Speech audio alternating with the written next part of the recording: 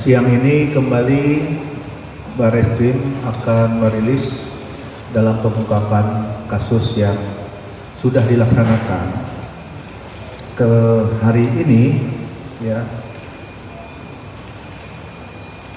Direktorat Tindak Pidana Siber yang kesekian kalinya telah melaksanakan pengungkapan kasus yang sekarang terkait dengan eksploitasi seksual anak secara online. Itu berada di akun Premium Plus, nanti yang akan disampaikan oleh Pak Wadir Tindak Pidana Siber, Kombes Pol Dani Kustoni. Namun sebelumnya di sini kita hadir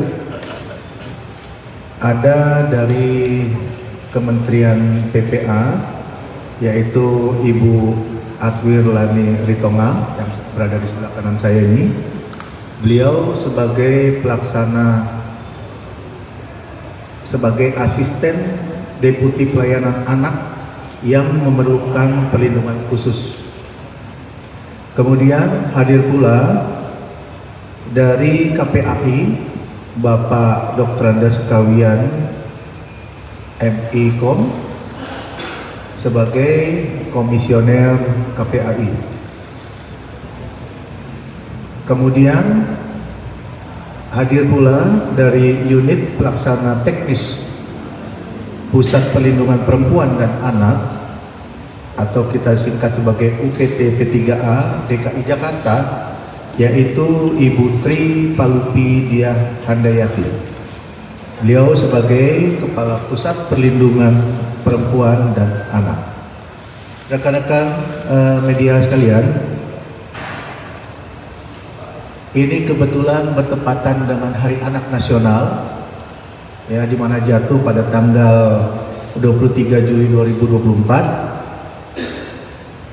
Merupakan, ya, dalam pengungkapan kasus ini merupakan momentum yang baik dan menjadikan kado bagi kita semua, ya, di mana Polri juga akan terus berkomitmen secara tegas tetap melaksanakan penegakan hukum termasuk kejahatan yang mengeksploitasi anak di Indonesia. Untuk lebih jelasnya, mari kita sama-sama dengarkan rilis dari Direktorat Tindak Pidana Siber yang akan disampaikan oleh Bapak Wakil Direktur Kombes Pol Dani Kustoni. Kami persilakan.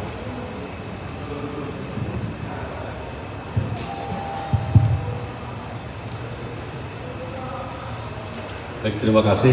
Assalamualaikum warahmatullahi wabarakatuh. Salam sejahtera untuk kita semua. Yang saya hormati Pak Kabag Penum, Humas Polri, Bapak Kombes Pol RD Adi Bulan, SIKSMSI, Kasubdit 1 Divbid Cyber, Kombes Pol Jeffridian Juniarta, kemudian yang saya hormati PLT Asisten Deputi Pelayanan Anak yang memerlukan perlindungan khusus Kementerian PPA, Ibu Akwirlani Ritonga, SPC, kemudian Komisioner Komisi Perlindungan Anak Indonesia, Bapak Dr. Andes Kawian, MIKOM, kemudian Kepala UPT Pusat Perlindungan Perempuan dan Anak Provinsi DKI Jakarta, Ibu Dr. Anda Tri Palupi Diah Handayati, MA, serta rekan-rekan media yang saya cintai dan saya banggakan. Pada kesempatan kali ini, kami dari Direktorat Tindak Pidana Siber Barreskrim Polri, sebagaimana tadi disampaikan Kabag Penum, akan menyampaikan hasil pengungkapan kasus praktek eksploitasi seksual anak secara online dan terorganisir. Kenapa disampaikan terorganisir? Karena memang kelompok ini di dalam mengeksploitasi anak itu sendiri, ada admin dari media sosial itu sendiri, kemudian ada bagian pemasaran, ada penyedia rekening, dan tentu ada mucikari. Adapun modus para pelaku yaitu dengan menawarkan jasa layanan seksual atau open BO perempuan yang terdiri dari perempuan di bawah umur, kemudian yang dewasa juga ada. Kemudian ada istilah dari mereka yaitu skuter atau selebriti kurang terkenal. Kemudian warga negara asing dan tentu yang lainnya. Pelaku ini melakukan melalui akun media sosial X dan menjadi member atau membuat satu grup member Telegram dengan nama Premium Place. Nah, khusus perempuan di bawah umur, para tersangka ini mematok harga antara 8 juta sampai 17 juta. Perlu diketahui oleh rekan-rekan bahwa saat ini member grup Telegram Premium Place ini kurang lebih berjumlah 3.200. Jadi membernya di grup itu ada 3.200 akun. Ya, bisa memungkinkan juga untuk 3.200 orang. Adapun para member harus membayar akses. Jadi setelah dia menjadi member, kemudian dia mengakses di grup itu dengan membayar 500.000 sampai 2 juta. Jasa ini telah berjalan sejak bulan Juli 2023 sampai dengan saat ini. Ya, jadi kurang lebih sudah 1 tahun grup ini berjalan. Kemudian selain itu ada pun tawaran kepada loyal customer. Jadi loyal customer ini terhadap member yang memang sudah terus-menerus secara loyal, tidak keluar masuk, itu bisa bergabung kepada grup Hidden Gems. Jadi ada grup tersendiri yang di kelompok mereka yang memungkinkan untuk masuk, yaitu adalah yang loyal customer dengan membayar deposit tentunya 5 juta sampai dengan 10 juta. Dan bagaimana member atau grup Hidden Gems ini bekerja, yaitu dengan menawarkan secara khusus yang menurut kelompok mereka akan diberikan perempuan-perempuan yang terbaik menurut mereka. Makanya tarifnya cukup tinggi. Jadi hampir rate-nya rata-rata sampai ratusan juta. Itu di grup Hidden Gems itu sendiri. Kemudian para pelaku menawarkan jasa layanan tersebut di beberapa kota, yaitu Jakarta, Bali, Surabaya, Makassar, Semarang, dan Bandung. Jadi di mana para loyal customer atau para member itu memesan di kota-kota tersebut, nanti akan dilayani oleh admin grup yang sudah disiapkan. Kemudian jumlah talent yang ditawarkan para pelaku di grup Telegram ini sebanyak 1.962 talent atau 1.962 orang. Dan saat ini untuk kategori perempuan di bawah umur yang ditawarkan itu baru teridentifikasi 19 orang, ya, karena tidak mudah kita mengidentifikasi foto-foto yang ada di grup itu. Kemudian kita cek dari data-data terkait dengan anak ini, ada beberapa yang masih belum kita temukan datanya dan bahkan masih dalam proses pendalaman untuk mengidentifikasi oleh penyidik Direktorat Tindak Pidana Cyber. Disampaikan kepada rekan-rekan media bahwa penyidik di Tipid Cyber pada saat melakukan penangkapan terhadap mucikari inisial CA alias AL ini ditemukan 4 orang korban anak dengan inisial NNR ini umur 16 tahun, kemudian DAP 16 tahun, FCL 17 tahun, kemudian LY 17 tahun, dan ada 1 orang yang dianggap sudah dewasa itu berumur 20 tahun yang dieksploitasi oleh para pelaku pengelola jasa layanan seksual secara online. Para korban telah menjalani kegiatan tersebut rata-rata selama kurang lebih 3 bulan sampai dengan saat ini. Tentu penyidik masih mengidentifikasi untuk korban-korban yang lain. Adapun cara pelaku merekrut para korban anak dan talent yaitu dengan cara salah satu ini juga ya boleh dikatakan dulunya adalah talent, kemudian meningkat karena jaringannya pertemanannya sudah di internal mereka sudah cukup banyak, akhirnya memiliki circle atau lingkaran pertemanan di antara mereka dan akhirnya menjadi talent yang tadi itu menjadi mucikari yang saat ini juga kita lakukan penangkapan. Kemudian cara-cara pelaku menawarkan kepada talent yaitu dengan mendapatkan tentu pesanan dari grup yang ada di member itu, kemudian dialihkan dari media sosial kemudian ke media sosial yang lainnya berdasarkan katalog. Jadi setelah masuk member, masuk kepada grup yang khusus, baru ditawarkan dengan katalog untuk memilih. Selanjutnya tersangka inisial MI alias IM ya, menghubungi tersangka inisial MRP, kemudian menghubungi para agen-agen dari kontak-kontak yang tadi saya sampaikan bahwa mereka ada circle khusus atau lingkaran-lingkaran yang memang sudah terorganisasi di lingkungan mereka. Kemudian dilakukan pemilihan, dipesan kepada kemudian dihantar kepada pelanggan dengan tarif yang diterima oleh talent itu adalah sejumlah 2 juta. Dari pemesanan untuk berbayar ke adminnya 8 juta. Jadi pelanggan membayar 8 juta, kemudian dipesan dan baru dibayarkan kepada talent itu atau talent yang baik yang di bawah umur dan yang dewasa hanya 8 juta yang diberikan. Kemudian pada tanggal 16 Juli 2024, Direktorat Tindak Pidana Siber menangkap 3 orang dan saat ini sudah dilakukan penahanan sejak 17 Juli. Yang pertama inisial YM, usianya 26 tahun, kemudian MRP 39 tahun, kemudian CA 19 tahun, dan 1 orang tersangka yang merupakan narapidana di lapas narkotika, umurnya 26 tahun.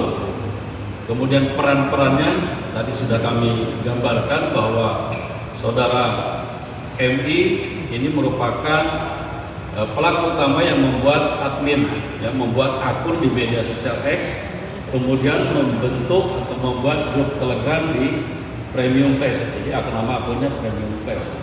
Kemudian akun tersebut sudah dikelola oleh saudara MI, kemudian termasuk mengelola transaksi pembayaran terhadap talent. Kemudian peran yang kedua ini saudara YM ini berperan sebagai admin yang ada di Telegram, kemudian menginformasikan katalog talent, kemudian mengupdate profil dari talent dan sebagai sekaligus menjadi customer service. Kemudian menyediakan juga rekening untuk pembayaran talent. Kemudian yang ketiga, MRP ini berperan mencari dan menyediakan talent serta membayar talent yang telah melayani member. Kemudian saudari CA ini perannya adalah membantu tersangka MRP dalam mencari dan menyediakan talent serta membayarkan kepada talent itu sendiri. Dari hasil pemeriksaan tersangka kami temukan di rekening kurang lebih total transaksinya ada 9 miliar yang kita temukan dari 3 rekening yang kita temukan selama perjalanan 1 tahun yang tadi di awal kami sampaikan. Kemudian ada beberapa yang sudah dilakukan penyitaan yang ada di hadapan rekan-rekan, ada 2 unit kendaraan roda 4, kemudian 12 unit handphone, 1 laptop, 6 buku rekening, kemudian 13 kartu ATM dan 14 buah SIM card, kemudian 3 alat kontrasepsi. Terhadap para tersangka dijerat pasal 45 ayat 1 junto pasal 27 ayat 1 junto pasal 52 ayat 1 Undang-Undang Nomor 1 Tahun 2024 tentang perubahan kedua atas Undang-Undang Nomor 11 Tahun 2008 tentang informasi dan transaksi elektronik. Ancaman hukumannya 15 tahun dan saat ini keempat korban yang tadi kami sampaikan karena kami juga tentu berkoordinasi dengan instansi terkait yang dititipkan di rumah aman di UPT P3A untuk tentunya dilakukan pendampingan, baik asesmen, pendampingan psikologis, dan sebagainya yang mungkin nanti juga akan dijelaskan. Dalam kesempatan ini juga kami dari Direktorat Tindak Pidana Siber, kami tidak bisa bekerja sendiri, sehingga kami juga menyampaikan terima kasih dan apresiasi kepada seluruh pihak yang telah berkontribusi dalam pengungkapan kasus, khususnya praktik eksploitasi seksual anak secara online dan terorganisir ini. Saya kira demikian yang dapat kami sampaikan. Kami kembalikan kepada Bapak Penom. Baik, terima kasih Pak Wakil Direktur Tindak Pidana Siber. Rekan-rekan media sekalian, sebelum ada pertanyaan dari rekan-rekan, kebetulan dari beberapa yang hadir di sini ya nanti akan memberikan penjelasan singkat dari masing-masing. Mungkin saya mulai dari Bapak Kawian. Silakan Pak untuk bisa menyampaikan hal-hal yang menyangkut penanganan kasus ini. Terima kasih. Baik, terima kasih. Selamat sore semuanya. Teman-teman media yang saya hormati, KPAI mengapresiasi apa yang dilakukan oleh Siber Bareskrim Polri dalam mengungkap kasus eksploitasi anak yang melibatkan anak di bawah umur. Sekali lagi kami mengapresiasi dan kami mengharapkan bahwa para tersangka itu bisa dijerat hukum yang seadil-adilnya. Kemudian kepada para korban kami mengharapkan agar dilakukan penanganan dan perlindungan khusus oleh dinas terkait. Di sini ada perwakilan dari DKI Jakarta yang akan menangani, memberikan pertolongan penanganan kepada 4 korban tersebut.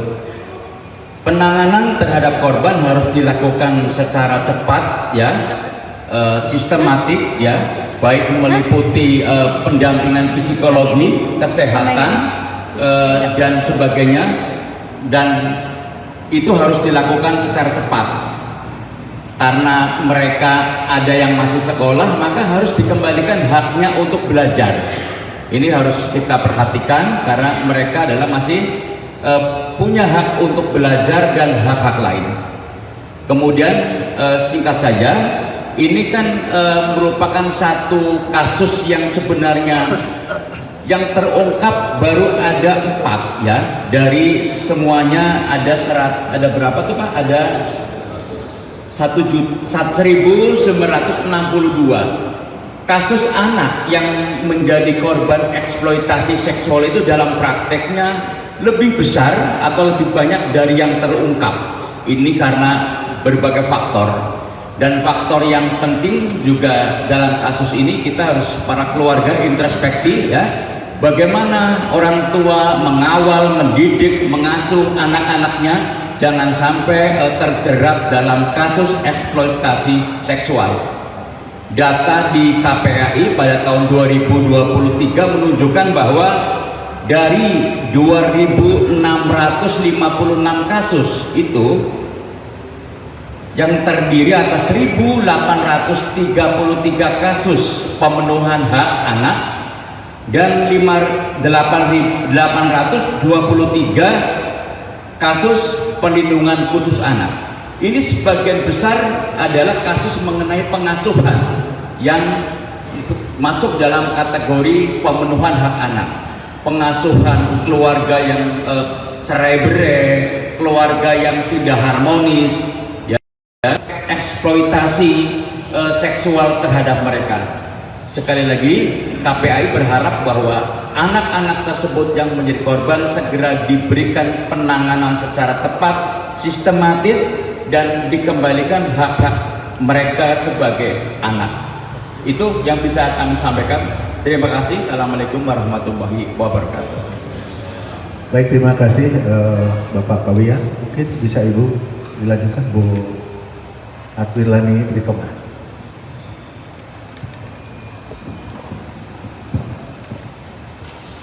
Assalamualaikum warahmatullahi wabarakatuh.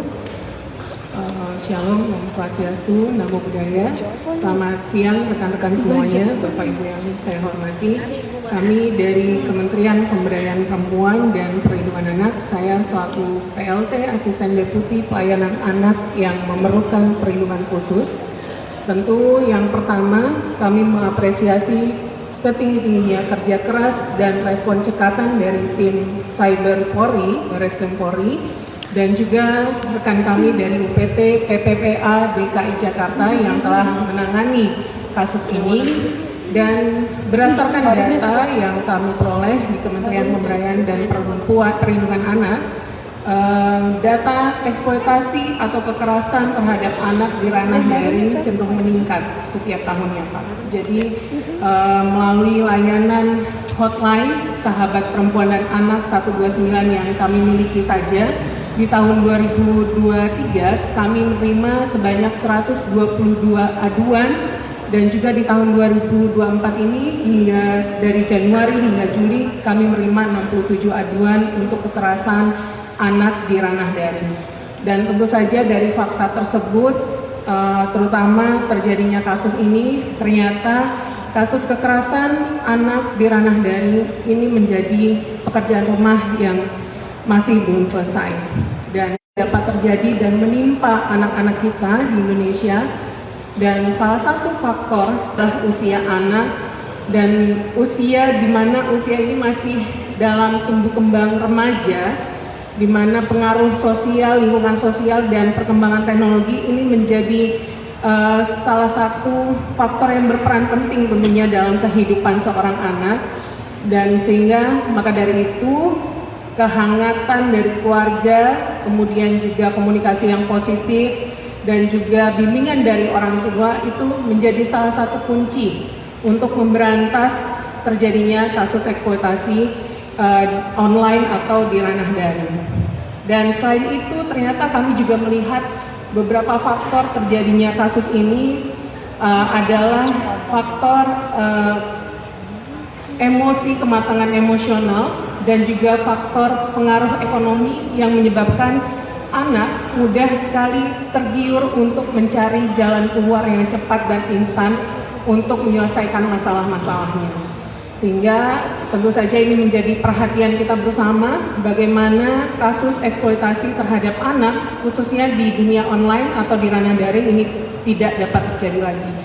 Kemudian Kementerian Pemberdayaan Perempuan dan Perlindungan Anak tentu mendorong segala upaya proses hukum kepada para pelaku, terutama ini pelakunya adalah residivis juga dan ada yang tahanan atau narapidana juga, sehingga kami mendorong upaya proses hukum agar hukuman yang dijatuhkan seberat-beratnya kepada para pelaku sesuai dengan aturan hukum yang berlaku, tidak hanya di tingkat penyidikan atau di kepolisian, tapi juga di kejaksaan hingga pengadilan, sehingga prosesnya bisa berimbang untuk keadilan bagi para korban.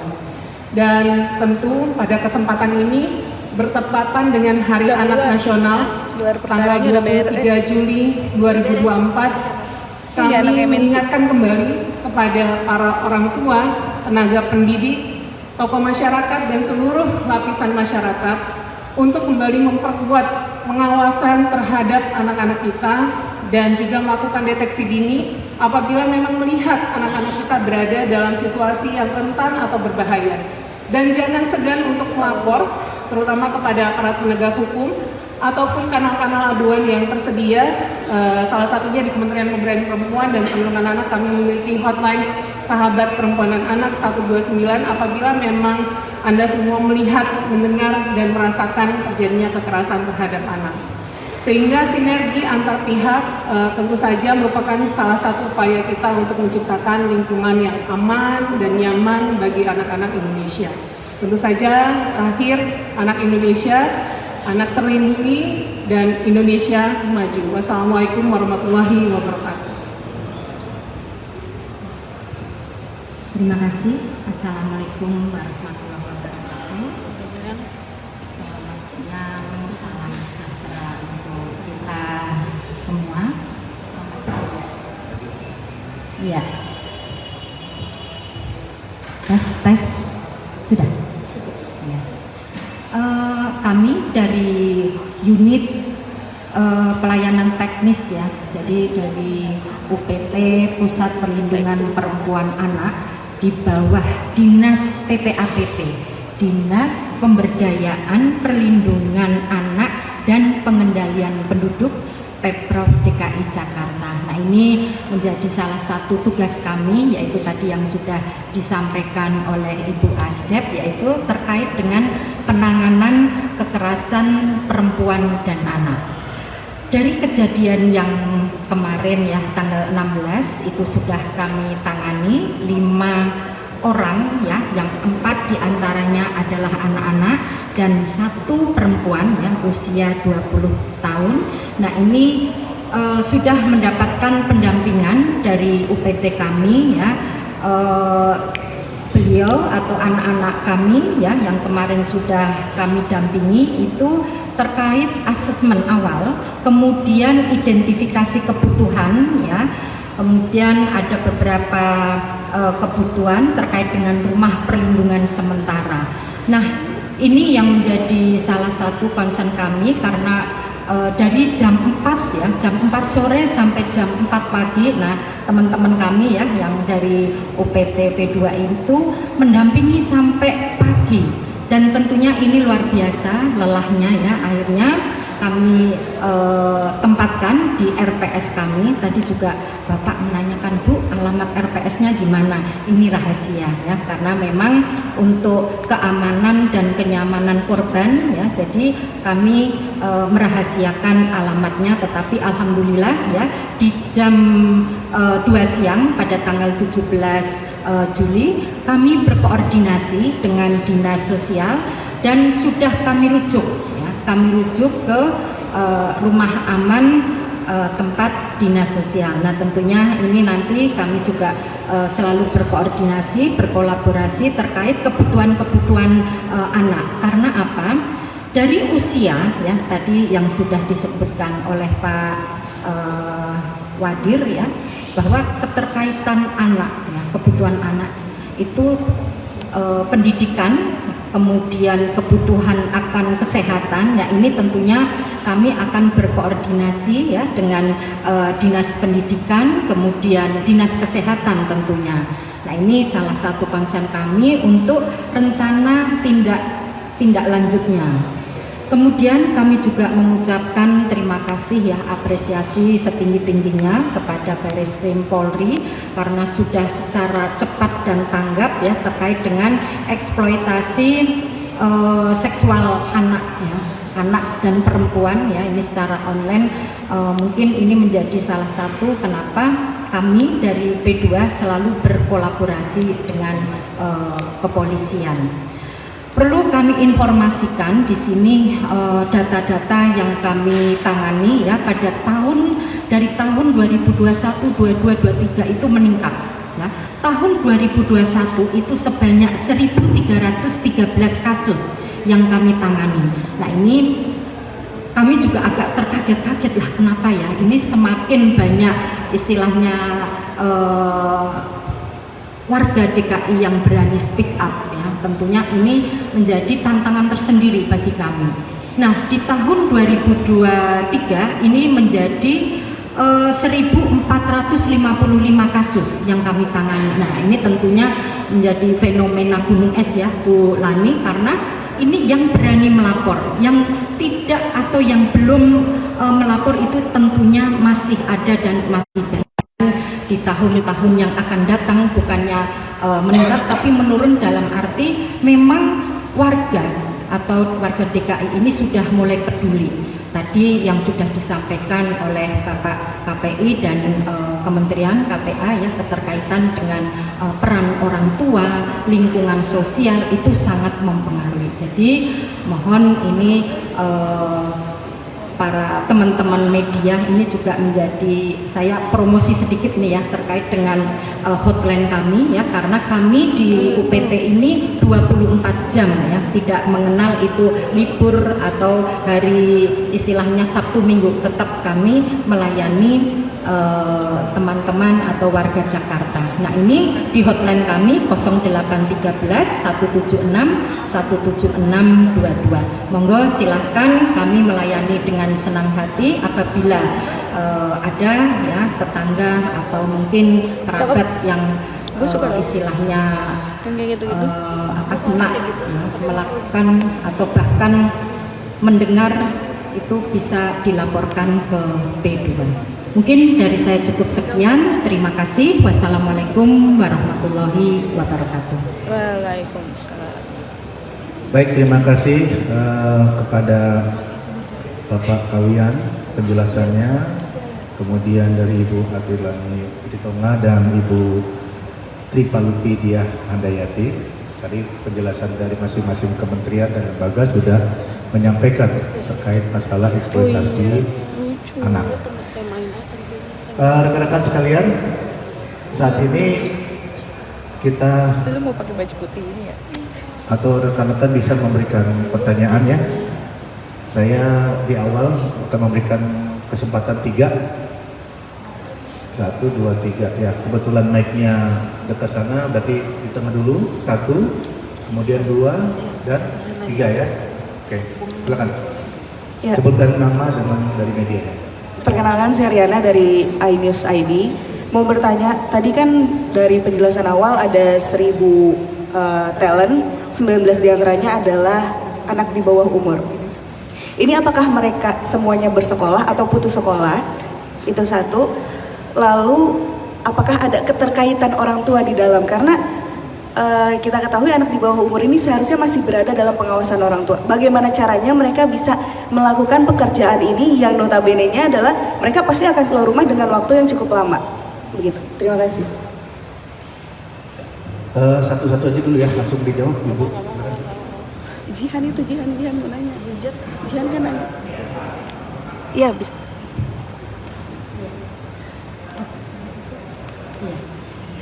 Mohon izin Bapak, untuk anak-anak yang kami tangani yang 5 ya, 4 itu umur 16-17 yang tadi disampaikan oleh Bapak Madir. Kemudian ada yang umur 20 tahun. Nah, ini ada SMP ya, kelas 12, kemudian ada yang DO juga atau drop out.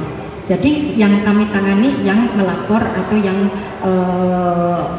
TPPO yang kemarin saja. Kalau untuk yang lainnya 19 dan lain-lainnya belum kami tangani. Untuk orang tuanya, apakah ada keterkaitan? Orang tuanya? Apakah ada keterkaitan atau bagaimana? Apakah ada keterkaitan orang tua, karena itu menyangkut anak di bawah umur gitu? Oh, untuk orang tua memang kemarin kami juga ini ya, istilahnya sudah menghubungi, ada yang orang tua atau teman atau bahkan saudara mengaku ya bahwa apakah ini menjadi salah satu anak-anak tersebut, apakah bisa kami bertemu gitu kan, karena sebetulnya orang tua ini kan ada yang tahu bahwa anak tersebut itu misalnya kayak open PO gitu ya, itu ternyata tahu, bahkan ada yang mengaku bukan orang tuanya padahal sebetulnya itu orang tuanya ya. Jadi itu sudah tahu orang tuanya. Jadi sebagian dari 5 orang anak tersebut ada 3 yang orang tuanya itu tahu anaknya istilahnya open BO. Bahkan dia juga menyebutkan mendapatkan informasi dari istilahnya germonya gitu. Oke, tambahan kalau gitu Pak Kabak atau Pak Wadir, kan ketiga orang tua ini diduga mengetahui. Berarti apakah dia juga bisa ditersangkakan karena hal tersebut? Kaget saya. Udah kedengaran. Lagi. Baik, terima kasih. Udah. Untuk keterlibatan orang tua masih didalami, sampai saat ini masih dalam proses penyidikan. Anak-anak tersebut akan tetap kita cek latar belakangnya bekerjasama dengan teman-teman dari statistik. Mungkin sedikit saya tambahkan ya.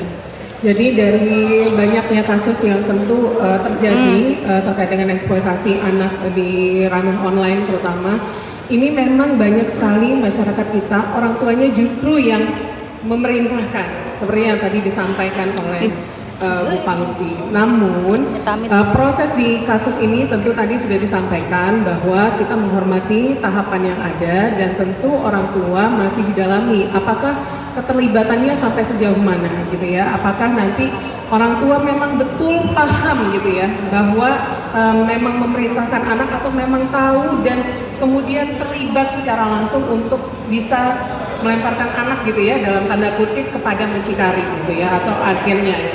Nah, tentu hal ini perlu didalami juga dari sisi pendampingannya. Apakah nanti dari UPT PPPA DKI Jakarta melakukan pendampingan tidak hanya dari sisi anak saja, tapi juga lingkungan keluarganya dan komunitas sosialnya. Sehingga upaya penanganan ini bisa komprehensif. Jadi nanti untuk kasus akan selesai tidak hanya di hilirnya saja, di hulunya saja, tapi juga sampai di hilirnya. Begitu. Gila sih. Baik, sudah jelas ya Mariana? Sudah jelas ya? Ya, pertanyaan kedua, silakan. Pak, saya ingin ada 3 pertanyaan. Tadi ke Pak Wadir, Francisca dari Nusantara TV, Pak. Ke Pak Wadir, tadi disebutkan bahwa tersangka MTR